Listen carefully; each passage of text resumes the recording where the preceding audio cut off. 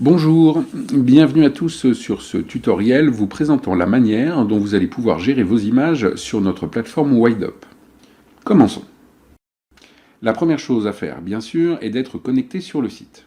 À partir de votre tableau de bord, vous devez cliquer sur l'icône Gestion d'images en haut et à gauche. Vous arrivez alors sur une nouvelle page qui va vous permettre de télécharger et d'organiser vos fichiers.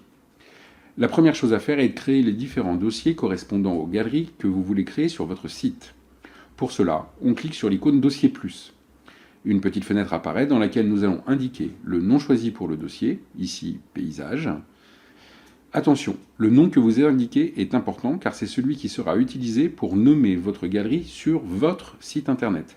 C'est aussi ce nom qui servira pour faire automatiquement le référencement de votre page.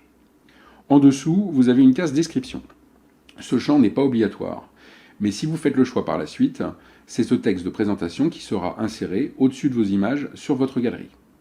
Le champ peut être agrandi pour vous permettre de voir tout le texte que vous y placez. Le texte peut être aussi long que vous le souhaitez et contenir plusieurs paragraphes. Vous pouvez préparer vos textes à l'avance et faire des copier-coller à partir de votre traitement de texte. C'est ce que je fais maintenant à partir d'un texte type.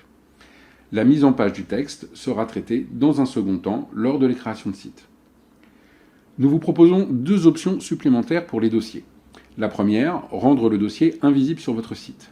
Cela peut être utile si vous souhaitez envoyer des images vers nos sites WideUp Directory ou WideUp Design et que vous ne souhaitez pas que ceci soit visible pour vos visiteurs. La seconde option est l'horodatage du dossier. Si vous cochez cette option, il faudra choisir la date à partir de laquelle votre galerie deviendra visible sur votre site internet. Cela peut être utile pour préparer à l'avance une mise à jour de votre site, mais que vous ne souhaitez pas que la nouvelle galerie soit visible immédiatement. Voilà. En validant, nous venons de créer une première galerie. Si vous faites une erreur, que vous voulez modifier une option, cela est très facilement possible. Lorsque vous passez la souris sur le dossier, un crayon apparaît et si vous cliquez dessus, cela vous donne accès à la fenêtre où vous pourrez faire toutes les modifications que vous souhaitez. Nous allons maintenant télécharger les images dans la galerie correspondante. Alors, un petit point technique. Les images sont téléchargées sur notre plateforme avec plusieurs objectifs. Être vues sur votre site, bien sûr, mais aussi être tirées et vendues. Nous vous conseillons donc de mettre le fichier le mieux défini en votre possession. Par ailleurs, pour éviter que le fichier soit d'une taille trop importante, nous avons restreint le type de fichier accepté. Seuls les fichiers JPEG ou PNG seront acceptés par la plateforme. Si vous choisissez les JPEG, nous vous conseillons de ne pas descendre en dessous d'une qualité de 8 ou 70% afin de ne pas créer de défauts visibles par vos utilisateurs. Refermons ce petit point technique et avançons. Pour pouvoir télécharger des images, nous nous plaçons dans la galerie dans laquelle nous voulons les placer. Vous avez deux moyens pour vous rendre dans la galerie, soit en cliquant sur l'icône du dossier correspondant, soit en cliquant sur le nom du dossier dans l'arborescence en haut de la colonne de gauche. Voilà, nous sommes dans le dossier Paysage. Maintenant, vous pouvez envoyer des images vers le site de deux manières. La première, vous cliquez sur l'icône Image plus, votre explorateur ou votre Finder s'ouvre et vous pouvez choisir les images que vous souhaitez télécharger. La seconde, à partir de votre Finder ou de votre explorateur, déjà ouvert sur votre ordinateur, vous faites tout simplement un glisser-déplacer en déposant les fichiers choisis dans la zone délimitée par les pointillés. Nous avons à ce stade un temps d'attente correspondant au temps de téléchargement et de traitement de vos images. Il faut patienter, sans rafraîchir la page, c'est très important. Selon votre connexion Internet, le nombre et le poids de vos fichiers, le temps d'attente est d'environ 30 secondes à 2 minutes par image, ce qui est en réalité assez rapide. Que se passe-t-il durant ce temps? Alors, la première chose, les images sont téléchargées sur votre cloud personnel, sans être touchées du tout, c'est-à-dire que c'est votre fichier original qui est stocké. Deuxièmement, des vignettes basse définition sont créées, ce sont elles qui seront affichées dans la page du gestionnaire d'images, mais aussi dans la page du créateur de site. Cela permet de conserver un système très fluide malgré un grand nombre d'images. Ensuite, les métadonnées inclus dans vos images vont être lues pour être stockées dans notre système. C'est-à-dire que si vous avez déjà renseigné les champs mots-clés, copyright, date et lieu de prise de vue, ils vont être lus et récupérés. Vous pourrez choisir de présenter ces informations à vos visiteurs, c'est un choix, ce n'est pas une obligation, et elles seront utilisées pour améliorer le référencement de vos images. Quatrièmement, vos créations passent par l'intelligence artificielle de la plateforme et des mots-clés vous sont proposés. Cinquièmement, ce même système d'intelligence artificielle analyse les couleurs présentes sur vos images pour que celles-ci soient aussi référencées et inscrites dans notre base de données.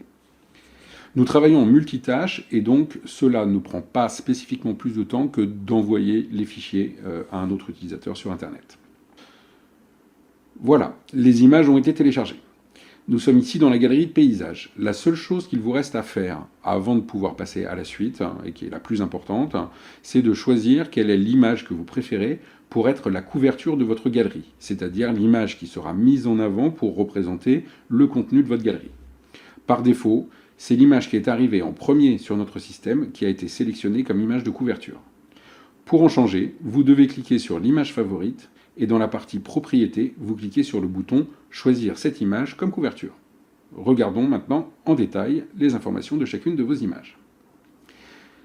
Ont été récupérées donc par le système le nom du fichier, il ne sera jamais utilisé, la définition en pixels de votre image, le poids du fichier sans compression, la taille maximum d'impression réalisable sans reprendre le fichier, la date de prise de vue, les couleurs qui ont été reconnues par l'intelligence artificielle, et les mots-clés en anglais tels qu'ils seront stockés.